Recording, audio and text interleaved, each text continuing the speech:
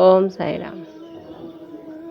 श्री साई सच्चरित्र अध्याय 8 भाग 6 बाईजाबाई की सेवा।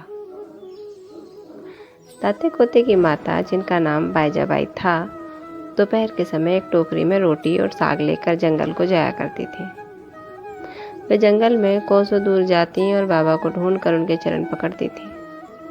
बाबा तो शांत और ध्यानमग्न बैठे रहते थे। वे एक पत्तल बिछाकर उस पर सब प्रकार के व्यंजन आदि जैसे रोटी, साग आदि परोसती और बाबा से भोजन कर लेने के लिए आग्रह करती थी। उनकी सेवा तथा श्रद्धा की रीति बड़ी ही विलक्षण थी। प्रतिदिन दोपहर को जंगल में बाबा को ढूंढना और भोजन के लिए आग्रह करना, उनकी सेवा और उपासना की स्मृति बाबा को अपने अंतिम क्षणों तक बनी रही। उनकी सेवा का ध्यान कर बाबा ने उनके पुत्र को बहुत लाभ पहुंचाया। माँ और बेटे दोनों की ही फकीर पर दृढ़ निष्ठा थी।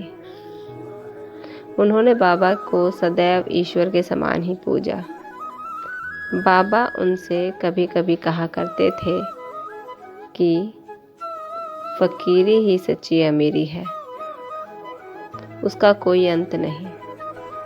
जिसे अमीर के नाम से पुकारा जाता है वो शीघ्र ही लुप्त हो जाने वाली है। कुछ वर्षों के बाद बाबा ने जंगल में विचरना त्याग दिया। वे गांव में ही रहने और मस्जिद में ही भोजन करने लगे। इस कारण बाईजाबाई को भी उन्हें जंगल में ढूंढने के कष्ट से छुटकारा मिल गया। ओम साई राम। श्री साई सच्चरित्र अध्याय 8 का भाग 6 यही समाप्त होता है। कल अंश 7 में तीनों का शयन कक्ष का वर्णन होगा। तब तक ओम साई राम। बाबा सब पर कृपा करते रहें। आप सब खुश रहें। बाबा का स्मृति बनाए रखें। ओम साई राम।